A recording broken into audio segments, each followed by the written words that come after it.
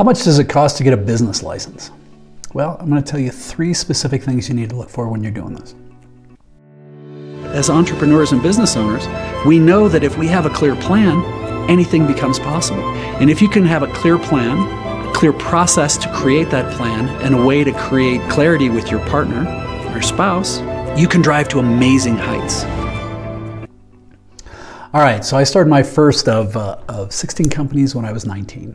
I have built them, bought them, sold them, and wrecked 1 or 2 of them. And I've had the good fortune to work with hundreds and hundreds and hundreds of companies all over the world, mostly here in the US. And when it comes to business license, well, it's important that you get this right.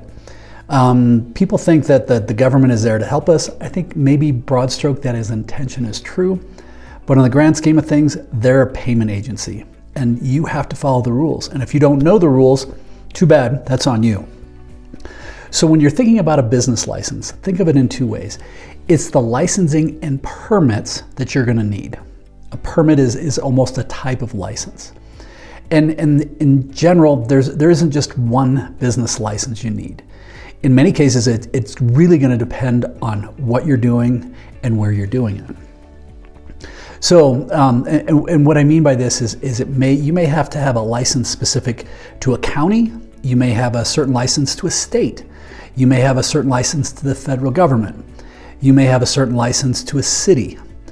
I've known places where there's special licensing areas within a city that need special licenses on top of it.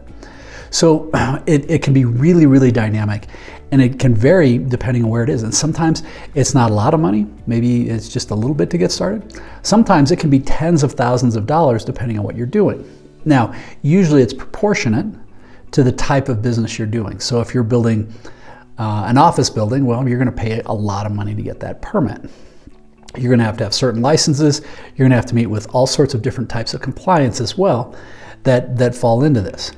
So the first area of the 3 areas I would recommend is talk with other people who are doing this.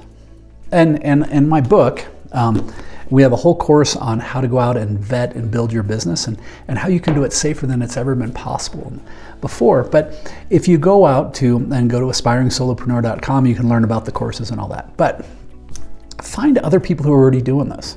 And if you have somebody who's like, well, I don't want to talk to you because you're going to be competition, ignore them, go to the next person. I promise you somebody's going to be willing to talk to you. And if worst to worst, they don't, find somebody in another region that at least can start outlining those things. What are the areas that I need to be aware of? Do I need anything for, if you're going to open a liquor store, oh my God, the hoops are ridiculous. If you want to sell firearms, holy smokes, it's crazy. If you want to build and sell houses, so it's crazy all over the board. And then sometimes you'll end up with ones that are in conflict. I live in Colorado. You want to get a business license to open a weed shop? Yeah, good luck with what the federal government's going to think about that.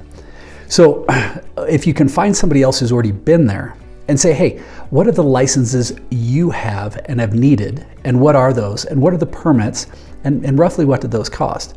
Who are the entities, the state, the federal, the different bureaucracies that are managing those permits, and you can start to understand that. So if you want to build a hot dog cart on the corner in New York City, go talk to somebody else who's already doing it. Hey, what do you have to do to get licensed up? So once you have that, that's going to help you a long way.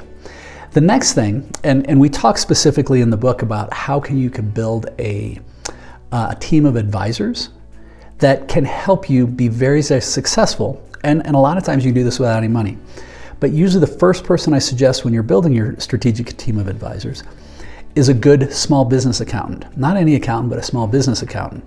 And you can go in there and say, hey, what businesses do you currently work with businesses who are like me? This is when you're interviewing them, they're not even charging you yet. They'll give you a half hour, 45 minutes to an hour of their time because it's their business development. And they'll say, okay, yeah, actually, I don't have anybody I work with in that case. Now, they might be able to find it, but might not be your best fit. But if they say, hey, you know what, I have 5 different companies that own liquor stores. I know these owners that own liquor stores. Like, great. They're going to have a really clear idea of what are the permits and the licenses required for you to open that liquor store. So if you start with a small business accountant, this can help a lot. It's going to help a lot.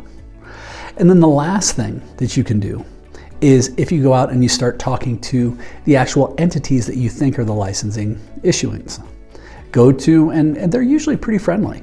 You can go in, you may have to stand in line a little bit, but you can go and talk to the county. Go to, walk in the county and say, who issues permits for businesses? Great, and go talk to them. And they're gonna list out everything that you're needing, and they may be a way of doing that. So when it comes to setting up your licenses, think of them as licenses and permits. Making sure that you factor that in before you even start your business is important, so that you know, wow, I need to anticipate, this is how much it's gonna cost. How much is it going to cost to stay in compliance with that? How much is it going to cost to, make sure that your books are maintained in a way that they need to be seen if they're going to be doing any audits? Understand all the expenses when you start with that will help immensely. So when you do that, you're going to be able to do it in the 3 ways. 1, talk to other people who are already doing it. Let somebody else who's already driven that road help you.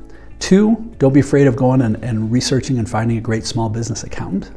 And 3, you can actually go and start talking to the actual city, county, municipalities that are the governing bodies, and they're usually pretty helpful. So ideally, you found some value with this. If you did, please subscribe, like, share this. Again, thank you very much for investing the time. If you have questions, you're always welcome to reach out at aspiringsolopreneur.com. Keep smiling.